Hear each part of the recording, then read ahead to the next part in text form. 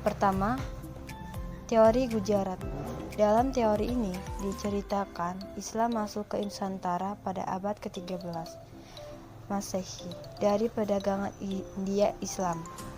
Teori ini berkembang dari P.J. Nepal dari Universitas Leiden yang mengatakan bahwa asal muasal Islam dari Gujarat dan Malabar.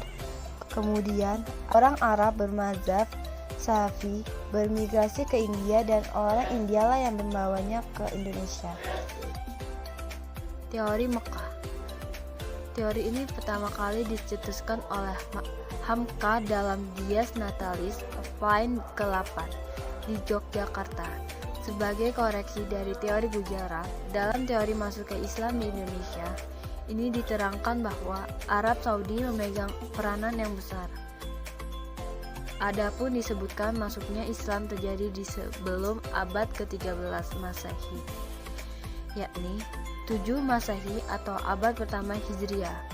Hal ini dibuktikan setelah wafatnya Rasulullah SAW pada tahun 632 Masehi, di mana kepemimpinan Islam dipegang oleh para khalifah.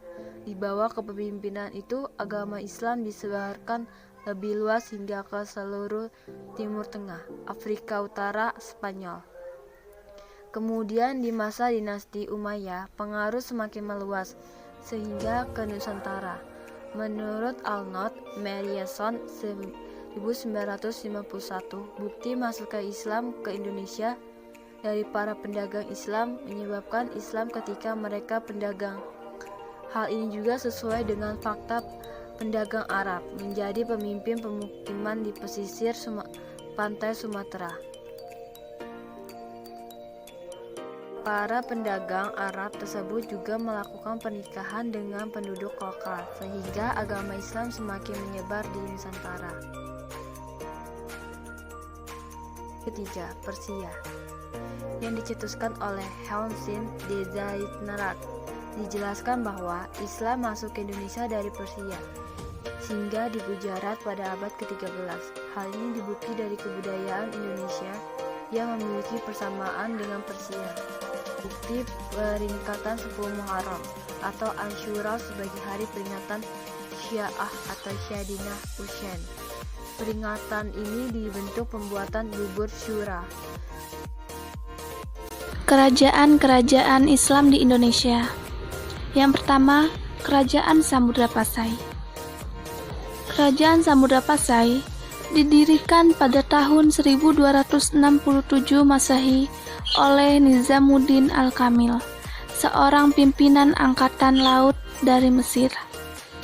Kerajaan yang berpusat di pesisir pantai utara Sumatera dekat Luksemawe ini didirikan untuk menguasai perdagangan rempah-rempah, terutama lada.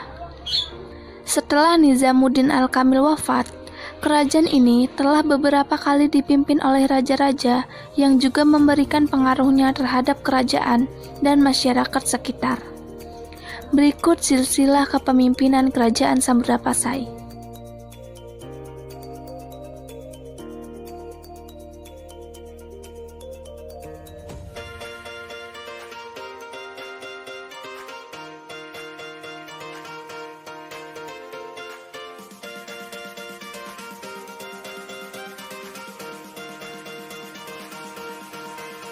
Pada tahun 1267 Masehi, Kerajaan Samudra Pasai dipimpin oleh Merah Silu dengan gelar Sultan Malik Al-Saleh. Di masa pemerintahannya, Kerajaan Samudra Pasai berhasil menguasai Selat Malaka yang pada saat itu menjadi pusat perdagangan internasional dengan lada sebagai salah satu komoditas ekspor utamanya. Selain lada, Kerajaan Samudra Pasai juga mengekspor sutra dan kapur barus. Setelah Sultan Malik Al-Saleh wafat pada tahun 1297, kepemimpinan Kerajaan Samudra Pasai dilanjutkan oleh anaknya, yaitu Sultan Muhammad Malik Az-Zahir. Sang raja baru ini untuk pertama kalinya memperkenalkan koin emas atau dirham sebagai mata uang. Mata uang dirham secara resmi digunakan dalam perdagangan di Kerajaan Samudra Pasai pada tahun 1297.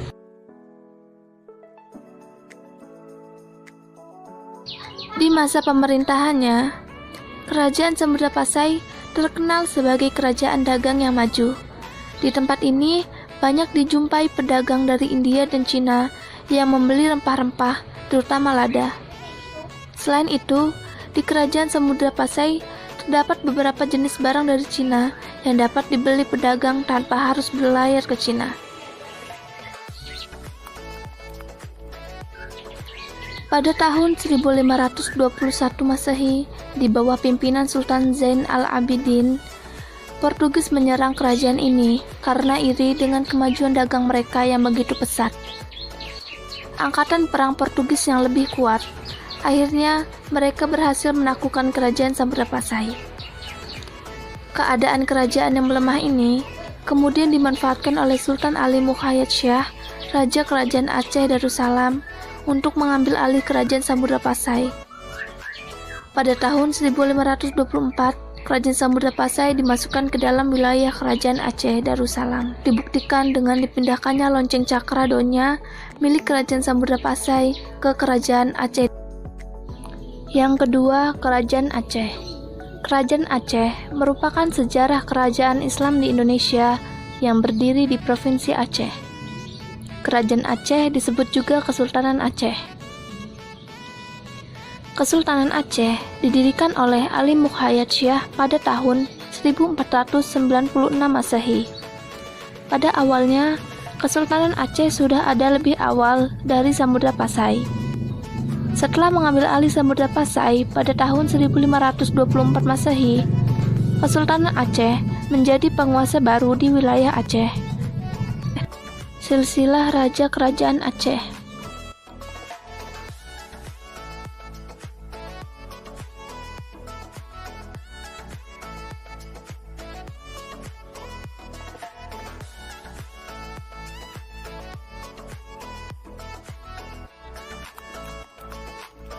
Pada masa pemerintahan Sultan Iskandar Muda, yaitu sekitar tahun 1607 sampai tahun 1636 Masehi. Pada masa ini, kerajaan Aceh mengalami banyak kemajuan di berbagai bidang, baik dalam bidang politik, ekonomi, kekuasaan, pendidikan, dan kemiliteran kerajaan. Sultan Iskandar Muda memperluas wilayah teritorialnya dan terus meningkatkan perdagangan rempah-rempah menjadi suatu komoditi ekspor yang berpotensial bagi kemakmuran masyarakat Aceh. Ia mampu menguasai Pahang tahun 1618, daerah Kedah tahun 1619, serta Perak pada tahun 1620, di mana daerah tersebut merupakan daerah penghasil timah. Bahkan di masa kepemimpinannya, kerajaan Aceh mampu menyerang Johor dan Melayu hingga Singapura sekitar tahun 1613 dan 1615. Ia pun diberi gelar Iskandar Agung dari Timur.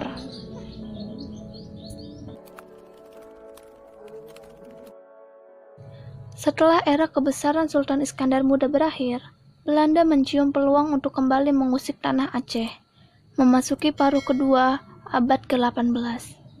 Aceh mulai terlibat konflik dengan Belanda dan Inggris. Pada akhir abad ke-18, wilayah kekuasaan Aceh di Semenanjung Malaya, yaitu Kedah dan Pulau Pinang, dirampas oleh Inggris. Tahun 1871, Belanda mulai mengancam Aceh, dan pada 26 Maret 1873, Belanda secara resmi menyatakan perang terhadap Aceh. Dalam perang tersebut, Belanda gagal menaklukkan Aceh. Pada tahun 1883,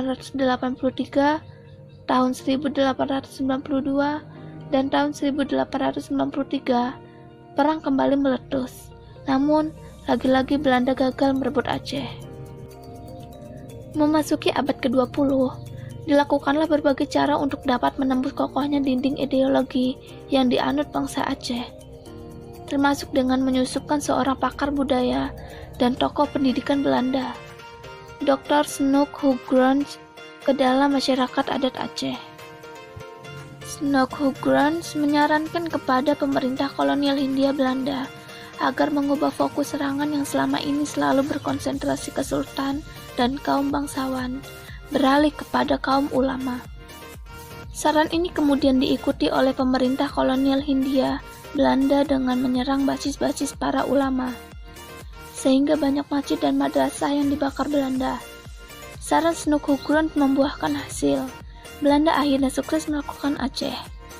Pada tahun 1903, kekuatan Kesultanan Aceh Darussalam semakin melemah seiring dengan menyerahnya Sultan M. Daud kepada Belanda.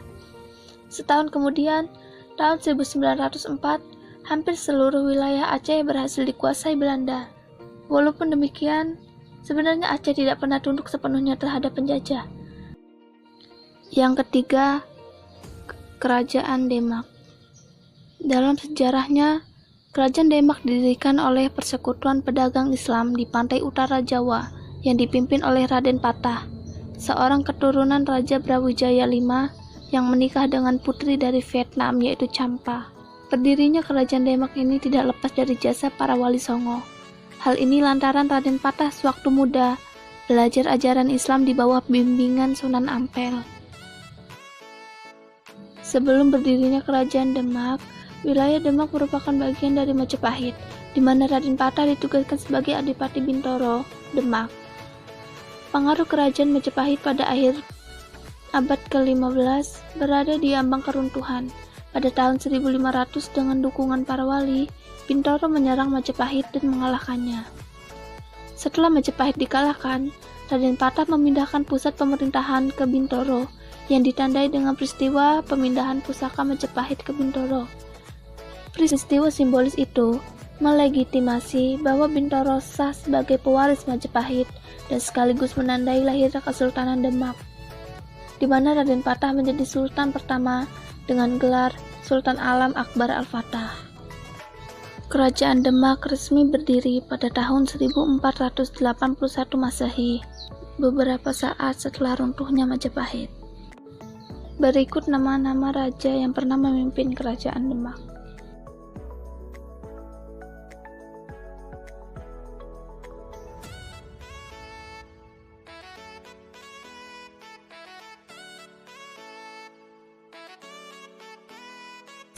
Puncak kejayaannya ada pada masa pemerintahan Sultan Trenggono. Beliau dan pasukannya telah berhasil mengusir Portugis dari Sunda Kelapa. Beberapa wilayah lain juga berhasil dikuasai, seperti Surabaya, Malang, Pasuruan, Madiun, Tuban, dan Blambangan. Sultan Trenggono menjodohkan putrinya dengan Pangeran Hadiri, juga putrinya yang lain dengan Pangeran Pasrahan, menjodohkan Fatahillah dengan adiknya dan Joko Tingkir dengan adiknya yang lain. Beliau berhasil melakukan perjodohan politik sebelum gugur pada pertempuran di Pasuruan pada tahun 1946 Masehi. Keruntuhan Kesultanan Demak mulai terlihat setelah gugurnya Sultan Trenggono, dimulai dari para calon raja yang mengalami pertikaian. Pertikaian berlangsung sengit setelah Sunan Prawoto tega membunuh adik tiri Sultan Trenggono, sementara Arya Panangsang berhasil mendapat dukungan dari gurunya yaitu Sunan Kudus untuk menjadi sultan. Beliau juga mengirim anak buahnya yang bernama Rangkut untuk membalaskan dendam atas kematian ayahnya. Yang keempat, Kerajaan Pajang. Kerajaan Pajang merupakan kelanjutan dari Kerajaan Demak. Pajang pada awalnya merupakan daerah bawahan Kerajaan Demak. Pada saat itu, Kerajaan Demak mengalami keruntuhan yang disebabkan karena pembalasan dendam yang dilakukan oleh Ratu Kalinyamat yang bekerja sama dengan Bupati Pajang Jaka Tingkir. Mereka berdua ingin menyingkirkan Arya Panangsang sebagai pemimpin Kerajaan Demak, karena Arya Panangsang telah membunuh suami dan adik suami dari Ratu Kalinyamat. Dengan tipu daya yang tepat, mereka berhasil meruntuhkan pemerintahan Arya Panangsang. Jaka Tingkir kemudian naik tahta setelah menyingkirkan Arya Panangsang. Jaka Tingkir memindahkan pusat pemerintahan dari Demak ke Pajang. Berikut raja-raja yang pernah memimpin Kerajaan Pajang.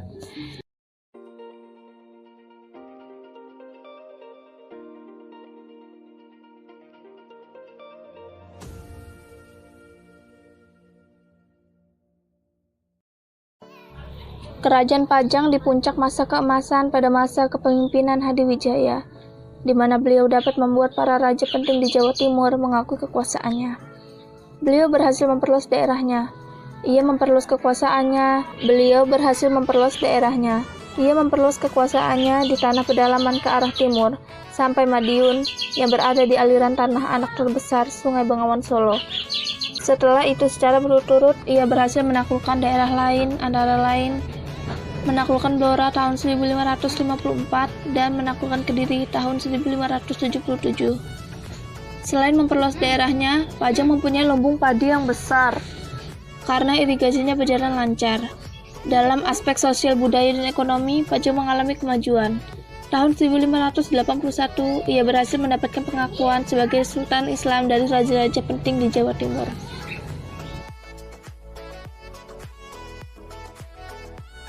Sepulang dari perang, Sultan Hadiwijaya jatuh sakit dan meninggal dunia. Terjadi persaingan antara putra dan menantunya, yaitu Pangeran Benawa dan Arya Pangiri. Arya Pangiri berhasil naik tahta tahun 1583. Pemerintahan Arya Pangiri hanya disibukkan dengan usaha balas dendam terhadap Mataram. Kehidupan rakyat Pajang terabaikan. Hal ini membuat Pangeran Benawa yang sudah tersingkir ke Jipang merasa prihatin. Pada tahun 1586, Pangeran Benawa bersekutu dengan Sutawijaya, yaitu anak angkat Jaka Tingkir, untuk menyerbu Pajang. Meskipun pada tahun 1582, Sutawijaya memerangi Sultan Hadiwijaya, namun Pangeran Benawa tetap menganggapnya sebagai saudara tua. Perang antara Pajang melawan Mataram dan Jipang berakhir dengan kekalahan Arya Pangiri. Ia dikembalikan ke negeri asalnya, yaitu Demak. Pangeran Benawa kemudian menjadi Raja Pajang yang ketiga. Pemerintahan Pangeran Benawa berakhir tahun 1587. Tidak ada putra mahkota yang menggantikannya, sehingga Pajang diberikan kepada Sutawijaya sebagai daerah bawahan Mataram. Kerajaan Mataram. Kerajaan Mataram adalah suatu negara Islam berbentuk kesultanan di Pulau Jawa. Kesultanan ini sudah didirikan sejak abad ke-16, namun baru menjadi sebuah negara berdaulat di abad ke-17, yang dipimpin suatu wangsa yang bernama Wangsa Mataram. Keraton Kota Gede menjadi pusat awal pemerintahan. Sultan pertama yang berdaulat adalah Penembahan Senepati, putra dari Ki Ageng Pamanahan. Kesultanan Mataram pada masa keemasannya pernah menyatukan Pulau Jawa kecuali wilayah Sultan Banten dan Kesultanan Cirebon dan sekitarnya, termasuk Madura. Daftar raja-raja yang pernah berkuasa di Kesultanan Mataram merupakan keturunan dari Ki Ageng Pamanahan, pendiri Wangsa Mataram.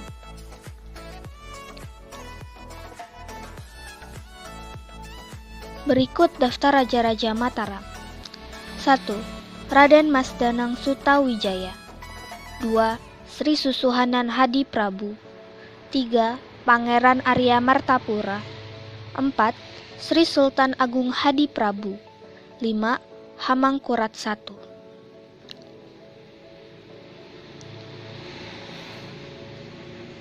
Keruntuhan.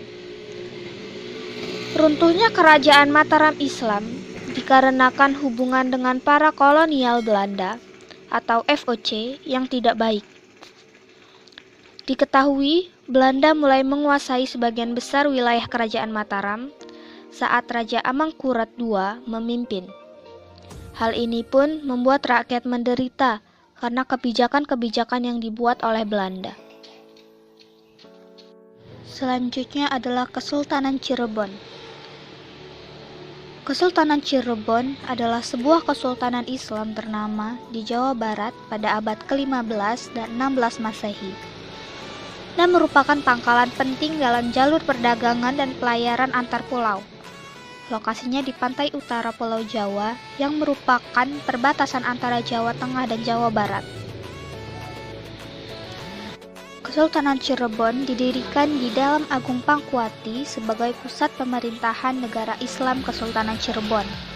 Letak dalam Agung Pakungwati sekarang menjadi Keraton Kesepuhan Cirebon. Dari sumber-sumber setempat menganggap pendiri Cirebon adalah Walang Sungsang. Namun, orang yang berhasil meningkatkan statusnya menjadi sebuah kesultanan adalah Syarif Hidayatullah yang oleh Babat Cirebon dikatakan identik dengan Sunan Gunung Jati atau Wali Songo. Sumber ini juga mengatakan bahwa Sunan Gunung Jati adalah keponakan dan pengganti Pangeran Cakrabuana. Dialah pendiri dinasti Raja-Raja Cirebon dan kemudian juga Banten. Adapun sultan yang pernah memerintah di kerajaan Cirebon adalah 1. Pangeran Cakrabuana atau Sultan Cirebon I, 2. Sunan Gunung Jati atau Sultan Cirebon II, 3. Fatahillah atau Sultan Cirebon III, 4. Penembahan Ratu I atau Sultan Cirebon IV, terakhir Penembahan Ratu II atau Sultan Cirebon V. Runtuhnya kerajaan Cirebon tidak lepas dari bangkitnya kekuatan pemerintahan baru di Pulau Jawa, yaitu VOC, dan Kesultanan Banten di wilayah barat Cirebon, serta Kesultanan Mataram di wilayah timur Cirebon. Cirebon runtuh bukan karena serangan musuh, melainkan karena dipecahnya kerajaan Cirebon menjadi beberapa kesultanan. Runtuhnya kerajaan Cirebon terjadi pada tahun 1678 Masehi. Selanjutnya adalah Kesultanan Banten.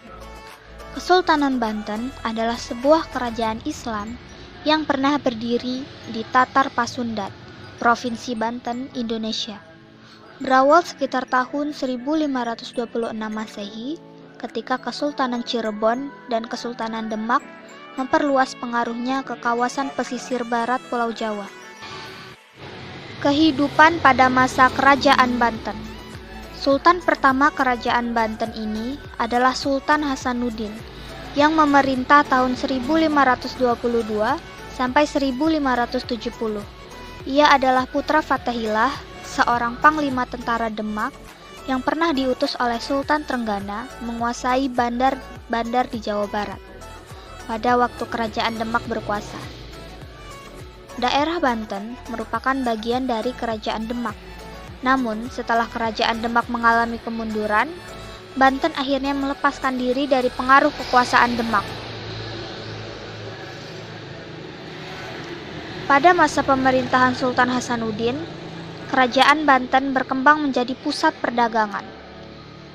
Sultan Hasanuddin memperluas kekuasaan Banten ke daerah penghasil lada Lampung di Sumatera Selatan yang sudah sejak lama mempunyai hubungan dengan Jawa Barat. Dengan demikian, ia telah meletakkan dasar-dasar bagi kemakmuran Banten sebagai pelabuhan lada. Adapun raja-raja yang pernah memerintah di Kerajaan Banten. 1. Sultan Hasanuddin. 2. Maulana Yusuf. 3. Maulana Muhammad. 4. Pangeran Ratu atau Abdul Mufakir. 5. Sultan Ageng Tirtayasa. Keruntuhan. Adapun faktor penyebab runtuhnya Kerajaan Banten adalah sebagai berikut. Menjelang berakhirnya pemerintahan Sultan Ageng Tirtayasa, konflik mulai bermunculan di lingkungan internal Kerajaan Banten. Hal ini muncul akibat perlawanan yang dilakukan oleh sang sultan kepada pihak penjajah yang tidak disetujui oleh Sultan Haji, sang raja muda kala itu. Keretakan itu juga yang dimanfaatkan oleh pihak penjajah Belanda, yaitu VOC, dengan taktik klasik mereka, divide et impera. Tepatnya, pada tahun 1680, perselisihan antara kedua sultan tersebut tidak bisa lagi terelakkan.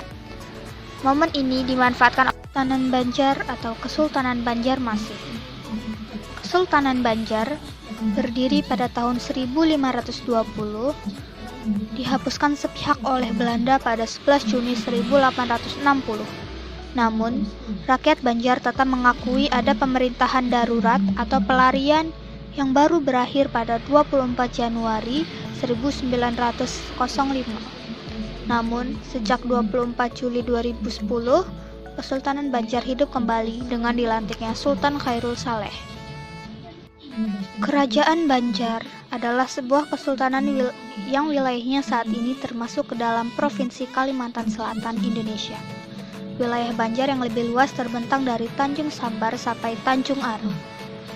Kesultanan ini semula beribu kota di Banjarmasin, kemudian dipindahkan ke beberapa tempat dan terakhir di Martapura. Pada masa pemerintahan Sultan Mustain Billah, inilah pusat Kesultanan Banjar dipindahkan ke Kayuwangi, Martapura. Kesultanan Banjar mengalami masa kejayaan pada abad ke-17, yaitu pada masa pemerintahan Sultan Mustain Billah, Sultan Inayatullah, dan Sultan Saidullah. Pun raja-raja yang pernah memerintah di kerajaan Banjar adalah 1. Sultan Suryansyah, 2. Sultan Rahmatullah bin Sultan Suryansyah, 3. Sultan Hidayatullah I bin Rahmatullah, 4. Sultan Mustain Billah bin Sultan Hidayatullah I, 5. Sultan Inayatullah bin Sultan Mustain Billah, 6. Sultan Saidullah bin Sultan Inayatullah. Awal mulanya kerajaan Banjar memiliki hubungan yang cukup baik dengan pemerintahan kolonial Hindia Belanda. Akan tetapi, dengan ikut campurnya pemerintahan kolonial dalam urusan kerajaan, mengakibatkan memanasnya hubungan di antara kedua belah pihak, yang pada akhirnya akan menyebabkan pertempuran dikenal sebagai Perang Banjar. Dengan yang berlangsung hampir setengah abad lamanya, berakhir dengan kekalahan di pihak kerajaan Banjar. Maka hal ini menandai runtuhnya era dari kerajaan Banjar yang telah berdiri sejak tahun 1520. Pengaruh Islam terhadap masyarakat Indonesia. Masuknya kebudayaan Islam di Indonesia berpengaruh besar terhadap masyarakat Indonesia. Perpaduan kebudayaan lokal dan Islam menghasilkan alkulturasi dalam berbagai bidang kehidupan di Indonesia. Pengaruh Islam terhadap masyarakat Indonesia tercermin pada bidang antara lain sebagai berikut. 1. Bidang agama. Pada masa Islam, sebagian besar masyarakat Indonesia menganut agama Islam. Meskipun demikian, masih terdapat masyarakat yang menganut agama Hindu, Buddha, atau menganut kepercayaan kepada roh halus. 2. Bidang politik. Dalam bidang politik, masuknya budaya Islam, kerajaan yang bercorak Hindu-Buddha mulai runtuh, dan peranannya mulai digantikan oleh kerajaan-kerajaan yang bercorak Islam. Dalam sistem ini, pemerintahan rajanya bergelar sultan atau sunan. Nama raja juga disesuaikan dengan nama Islam. Dalam ajaran Islam, menyebutkan bahwa manusia merupakan wakil Tuhan di dunia. 3. Bidang sosial. Dalam ajaran Islam, tidak menerapkan sistem kasta seperti agama Hindu. Hal ini menyebabkan pengaruh Islam berkembang pesat dan mayoritas masyarakat Indonesia memeluk agama Islam. Begitu pula dengan sistem penanggalan. Pada awalnya, masyarakat Indonesia mengenal kalender Saka yang merupakan kalender Hindu. Dalam kalender Saka, terdapat nama hari seperti Pahing, Pon, dan Wage. 4. Bidang pendidikan. Pada awal masuk Islam di Indonesia, mulanya pendidikan agama dilaksanakan di masjid, langgar, atau surau. Pelajaran yang diberikan adalah membaca Al-Quran, tata cara beribadah, akhlak, dan keimanan. Seiring berjalannya waktu, kemudian muncul pesantren yang merupakan pengekspresian dari agama Hindu. Pesantren dalam bahasa Jawa memiliki makna seseorang yang mengikuti aktivitas gurunya. Nah, seseorang yang mengikuti aktivitas gurunya. 5. Bidang kebudayaan. Adat istiadat dan kebiasaan yang banyak berkembang dari budaya Islam dapat berupa ucapan salam, acara tahlilan, syukuran, yasinan, dan lain-lain. Dalam hal kesenian, banyak dijumpai seni musik seperti kasidah, rebana, merawih, berjanji, dan salawat. Walaupun masa jaya kerajaan Islam di Nusantara tidak berlangsung lama, namun tetap memberikan pengaruh besar yang masih bisa kita rasakan hingga saat ini. Bahkan, sekarang Indonesia menjadi negara yang memiliki penduduk beragama Islam terbanyak di dunia. Selain berpengaruh pada kepercayaan masyarakat Nusantara masa itu, kehadiran Islam tentunya juga memengaruhi aspek lainnya. 1. Kehidupan ekonomi. Kerajaan Islam bertumpu pada perdagangan yang ternyata perdagangan antar pulau dan antar negara itu memiliki peran yang sangat penting, seperti menghubungkan penduduk antar pulau maupun terjadi penyebaran budaya antar daerah. Selain kedua hal di atas, pelabuhan yang dulu menjadi tempat berdagang masih ada yang digunakan hingga saat ini loh, dikarenakan lokasinya yang strategis untuk berdagang. Ternyata, Pulau Batam atau Riau, serta Bangka dan Belitung lah yang menjadi beberapa tempat dengan lokasi strategis di Selat Malaka. Yang kedua ada bahasa. Bahasa Melayu menjadi bahasa yang tumbuh berkembang sejalan dengan penyebaran Islam, serta pelayaran dan perdagangan di Nusantara. Bahasa Melayu sebagai bahasa pergaulan antar suku sehingga disebut dengan lingua franca. Bahasa Melayu tersebar ke mayoritas wilayah Nusantara seiring dengan pesatnya perdagangan pada abad ke-15. Aktivitas bangsa Melayu yang menggunakan bahasa Melayu sebagai bahasa keseharian semakin menyebarkan bahasa dan budaya Melayu ke berbagai wilayah di Nusantara. Yang ketiga, jaringan keilmuan Nusantara.